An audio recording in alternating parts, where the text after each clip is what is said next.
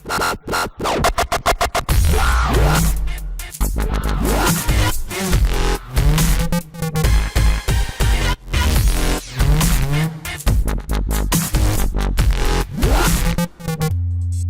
this is Christian Buckley, and we're doing another MVP Buzz Chat, and I'm here with April Dunnam. And April, good morning.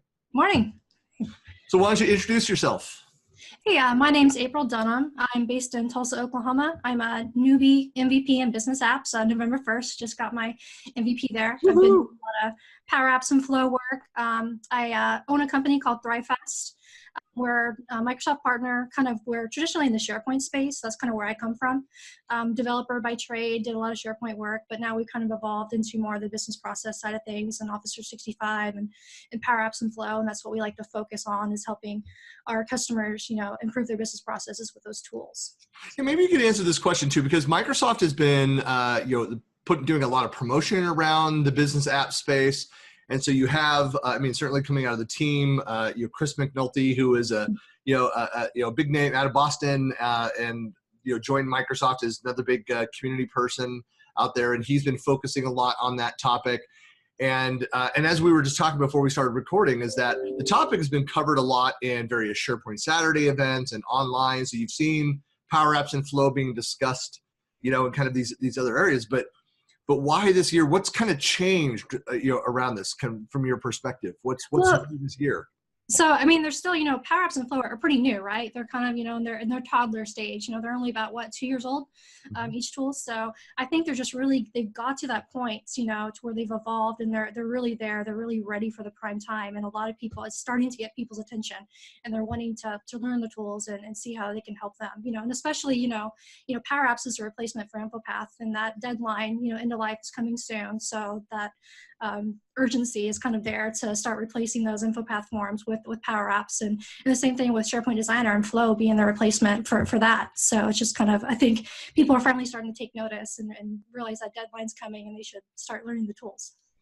Yeah, there's, but obviously it's when you talk about being a replacement for InfoPath, and there's, it's a little bit of an apples oranges thing, there's also forms, there's other capabilities that are out there. There are, the expansion of SharePoint, the modern lists, and the list of libraries capabilities, being able to tap into all of these things with the new functionality. But there's a lot that you can do. There's a lot deeper integration with other third-party applications and systems as well. Yeah. So it's not just about the SharePoint and the Microsoft stack. Yeah, exactly. So PowerApps isn't the end-all, be-all replacement for InfoPath, like you mentioned. There's, it depends on what your form is doing, right? Forms might be the case, a SharePoint list, but PowerApps is more than what InfoPath could do. You can connect to Salesforce and all these different third-party systems, that you couldn't do in InfoPath. So, you can create games. That's kind of how I got started, learning it, was creating simple games in PowerApps. I really created Flappy Bird, and I created a Magic 8-Ball app, because, that's just a great way to get started and learn the tool and get people excited about it. So, the possibilities with the tool is kind of endless. Yeah. And I don't know do you know Paul Colmsey? Yeah. So, Paul's daughter, he got her over the last couple of years, says she's in university now, but very sharp. Those that don't know Paul, he's an MVP, finally an MVP after many years of deserving, in my opinion. But he's based out of Perth, Australia. But so his daughter learned PowerApps, and so she actually won some contests and things that have even been recognized by the product team for. She built a spinner. Yeah, I remember seeing that on Twitter. I was blown away. I'm like, wow. It's very cool. If you've not seen that. Yeah, all the math involved in that, just I'm not a math person. So I was definitely impressed that she was able to pull that off. It was pretty awesome. Yeah, it's pretty cool. And I think well-deserved grab the attention of that. But there's a lot of cool things that you could do with the technology. One thing I would say that, because are you planning to go to the MVP Summit? I am. Yeah, I'm excited. Very cool.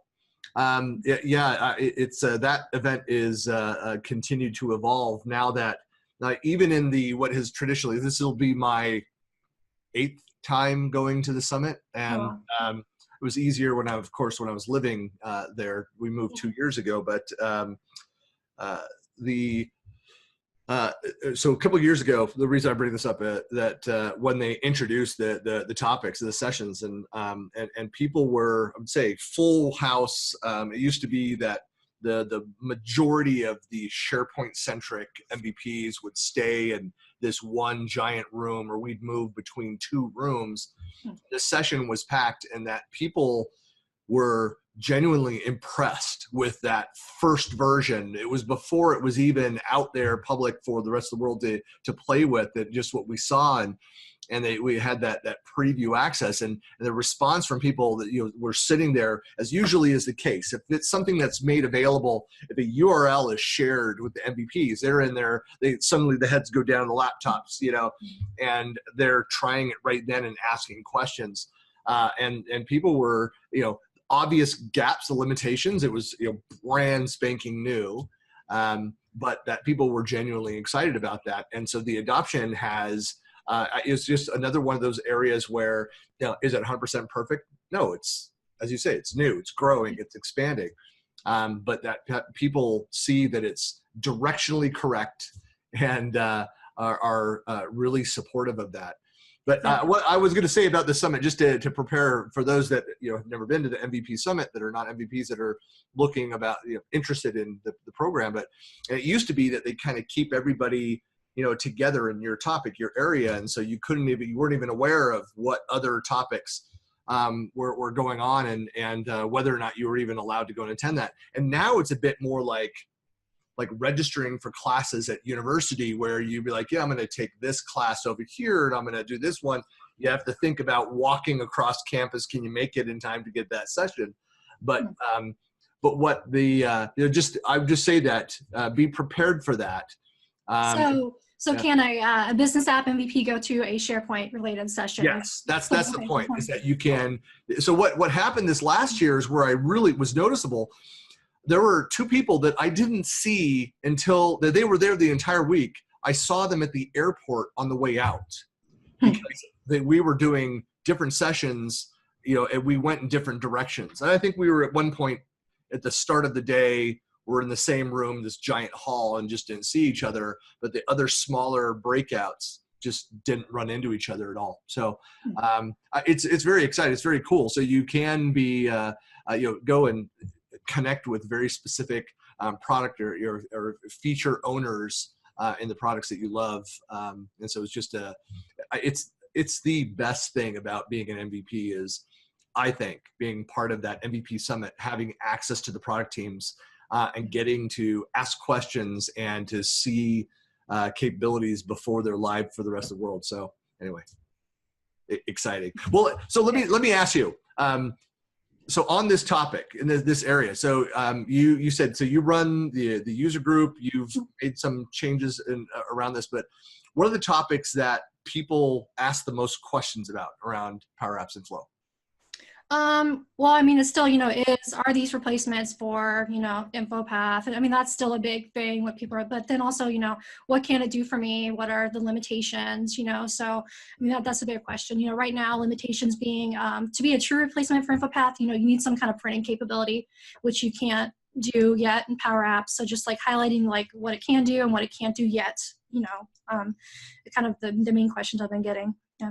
Okay. And so what kind of, what topics do you go out and you're presenting, and you're doing other SharePoint Saturday, other events? In fact, what was the last event that you've done? Oh gosh, I think SharePoint Saturday, Kansas City was the most recent one. Yeah. And I'm going to do SharePoint Saturday, St. Louis in January. So that's next. I was going to ask if you're doing any other events this year. I know we're yeah, December, but. Yeah, that and the North American Collaboration Summit, I'll be doing that one. Oh yeah. Yep. Did that last year. Yeah. If those that haven't been out to Branson, it was my first time out to Branson. Oh, really? Yeah. I really liked the area. It was fun to go out there. Yeah, it does. From coming from the Western U.S., it's more difficult than I think going from the East or Midwest. Yeah, I mean, it's probably a culture shock, right? Well, I mean, hey, I'm live in Utah now, but no, I mean, but I had to first time I was booked and I was planned to go. I had booked my travel to go attend that event. It's been rebranded, of course. It was the SharePoint Palooza. Saturday Ozarks. Yeah. That too. Yeah, that was the original. Yep.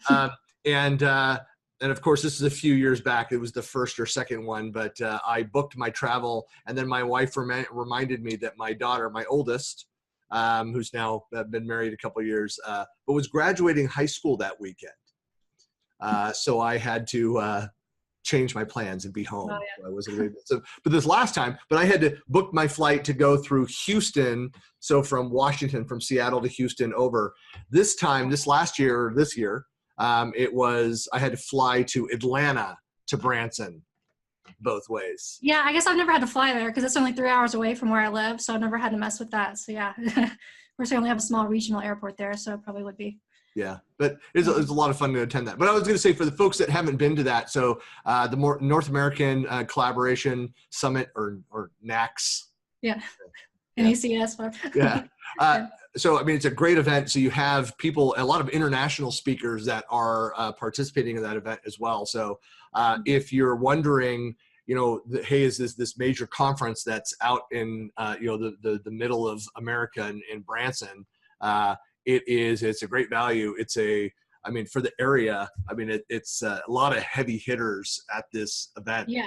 I know Shane Young is going to be doing a PowerApps workshop, a whole day long workshop there. So, lots of good speakers from all over, like you said. Shane is one of my favorite presenters. I remember him. He was like one of the first people I saw when I was first getting started in the SharePoint, him and Todd at the SharePoint conference, and, he's great. Yeah. Yeah, Todd, I always kid him about his haircut. His haircut's fine. Todd, if you're watching, your haircut's just fine. I was giving Shane crap recently because he was talking about when he got his first MVP award, and I was like, man, I was in high school when you got your first MVP. Yeah. Like, does that make me too old, or are you too really young? Old? I know. Yeah. And Shane, so he's doing a ton of videos, and of course he used to do that. Like, he was one of the founders of the SharePoint 911 that got acquired by Rackspace, and he's now doing a ton around PowerApps and Flow, and so you can go check out his videos as well.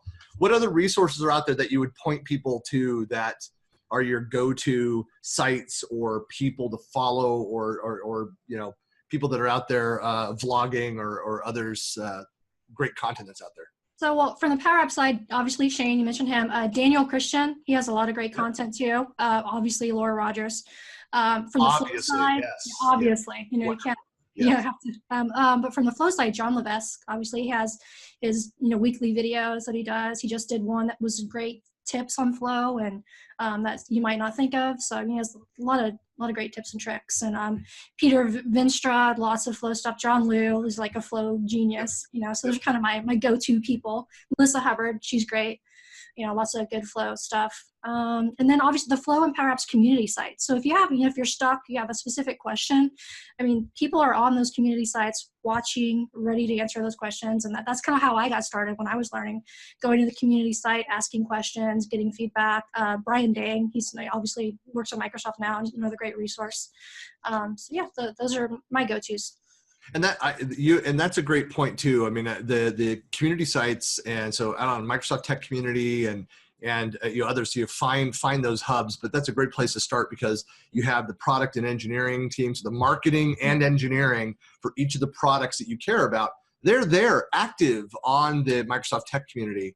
And so if you go and post your questions, and of course, as part of that, go and search to see if your question has already been answered. But that is a great place to go and find out kind of who the movers and shakers are. I love that whole concept of, sharing your work. Here's what I did. Here's what we learned.